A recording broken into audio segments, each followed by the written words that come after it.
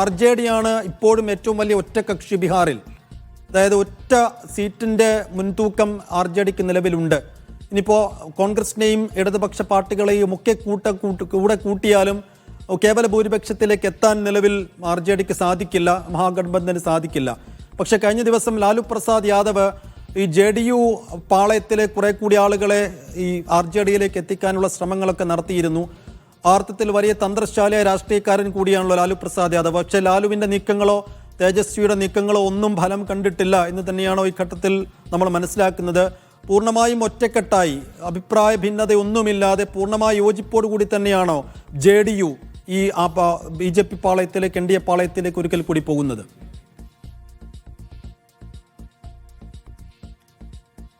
സൈഫുദ്ദീൻ, എന്തായാലും ഇപ്പോൾ 114 പേരുടെ പിന്തുണയായിരിക്കും RJDക്ക് ഉണ്ടാവുക. ബാക്കി എല്ലാവരെയും കൂടി ഒരുമിച്ച് കൂട്ടുകയാണെങ്കിലും 114 പേരുടെ പിന്തുണയായിരിക്കും ഉണ്ടാവുക. ഇനിയും 8 പേരുടെ പിന്തുണ ഉണ്ടായാൽ മാത്രമായിരിക്കും RJDക്ക് സർക്കാർ രൂപീകരണത്തിന് അവകാശവാദം ഉന്നയിക്കുക. നേരത്തെ തന്നെ 16ഓളം JDU MLA മാരുമായി ലാലു പ്രസാദ് യാദവ് ആശയവിനിമയം നടത്തിയെന്നുള്ള വാർത്തകൾ പുറത്തു വന്നിരുന്നു. പക്ഷേ ഇപ്പോൾ JDU പാളത്തിൽ എല്ലാവരും ഒറ്റക്കെട്ടായി എടുത്ത തീരുമാനമാണെന്നുള്ള സൂചനകൾ പുറത്തു വരുന്നത്. JDUവിൻ്റെ 45 പേരും JDUവിനൊപ്പം നിലനിൽക്കുന്നുവെന്ന് തന്നെയാണ് ഇപ്പോഴത്തെ സൂചനകൾ ലഭിക്കുന്നത്. സർക്കാർ രൂപീകരണത്തിന് അവകാശവാദം നിതീഷ് കുമാർ ഉന്നയിച്ചിട്ടുണ്ട്. പക്ഷേ കോൺഗ്രസിന്റെ കാര്യത്തിലേക്ക് വരുമ്പോൾ കോൺഗ്രസിൽ 19 MLA-മാരാണ് ബീഹാറിലുള്ളത്. ഇതിൽ 10 പേരുമായി ഇപ്പോൾ ബന്ധപ്പെടുവാൻ സാധിക്കുന്നില്ല എന്ന് തന്നെയാണ് ചില സൂചനകൾ പുറത്തു വരുന്നത്. BJP ഇവരിൽ 10 പേരുമായി കഴിഞ്ഞ ദിവസം ആശയവിനിമയം നടത്തിയെന്നുള്ള വാർത്തകൾ പുറത്തു വന്നിരുന്നു. ഇതിൽ 10 പേരുമായി ഇപ്പോൾ കോൺഗ്രസ് നേതൃത്വത്തിന് ബന്ധപ്പെടുവാൻ സാധിക്കുന്നില്ല എന്ന് തന്നെയാണ് ബീഹാറിൽ നിന്ന് ലഭിക്കുന്ന വിവരങ്ങൾ. ഇവർ ഇത്തരത്തിൽ BJP പാളയത്തിൽ നിതീഷ് കുമാറിനൊപ്പം NDA പാളയത്തിലേക്ക് പോകുമോ എന്നൊരു ആശയക്കുഴപ്പത്തിൽ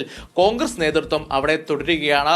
ഇതുകൂടെ തന്നെ RJD ഇപ്പോഴും ചർച്ചകൾ നടത്തിക്കൊണ്ടിരിക്കുകയാണ്. വിവിധ ചർച്ചകളും ബദൽ നീക്കങ്ങളും ഇപ്പോഴും ശക്തമാണ്. ഇതുമായി ബന്ധപ്പെട്ട ഒരു ഔദ്യോഗിക പ്രതികരണമോ അല്ലെങ്കിൽ സർക്കാർ രൂപീകരണത്തിന് RJD അവകാശവാദം ഉന്നയിക്കുമോ എന്നുള്ള കാര്യങ്ങളെല്ലാം വരും മണിക്കൂറുകളിൽ മാത്രമായിരിക്കും നമുക്ക് കാണുവാൻ സാധിക്കില്ല. എന്തായാലും നിതീഷ് കുമാർ ഇപ്പോൾ ബീഹാർ മുഖ്യമന്ത്രി സ്ഥാനത്ത് നിന്ന് രാജിവെച്ചിരിക്കുകയാണ്. BJPക്കൊപ്പം ചേർന്ന സർക്കാർ രൂപീകരണത്തിനുള്ള അവകാശവാദവും നിതീഷ് ഉന്നയിച്ചു കഴിഞ്ഞു. വൈകുന്നേരം 5 മണിയോടുകൂടിയായിരിക്കും സത്യപ്രതിജ്ഞ ഉണ്ടാകുമെന്നുള്ള വാർത്തകൾ തന്നെയാണ് ബീഹാറിൽ നിന്ന് പുറത്തു വരുന്നത്. മഹാഗഠബന്ധനുമായുള്ള തന്റെ സഖ്യം ഉപേക്ഷിക്കുവാൻ താൻ തീരുമാനിച്ചുവെന്നാണ് ഗവർണറെ കണ്ട് നിതീഷ് കുമാർ വ്യക്തമാക്കിയിരിക്കുന്നത്. നിതീഷ് കുമാർ 2000-ൽ മാത്രമാണ് ആദ്യമായി മുഖ്യമന്ത്രിയായി എത്തുന്നത്. പിന്നീട് 9 തവണ നിതീഷ് കുമാർ മുഖ്യമന്ത്രിയായി. നിരവധി തവണ ഇത്തരത്തിൽ മുന്നണി മാറ്റത്തിലൂടെയാണ് നിതീഷ് കുമാർ മുഖ്യമന്ത്രിയായത്. BJPയിൽ നിന്ന് നിരവധി തവണ നിതീഷ് കുമാർ മറുകണ്ഠം ചാടിയിട്ടുണ്ട്. അതുപോലെ തന്നെ ഇപ്പോഴും നിതീഷ് കുമാർ തിരിച്ച് NDAയിലേക്ക് പോവുകയാണ്.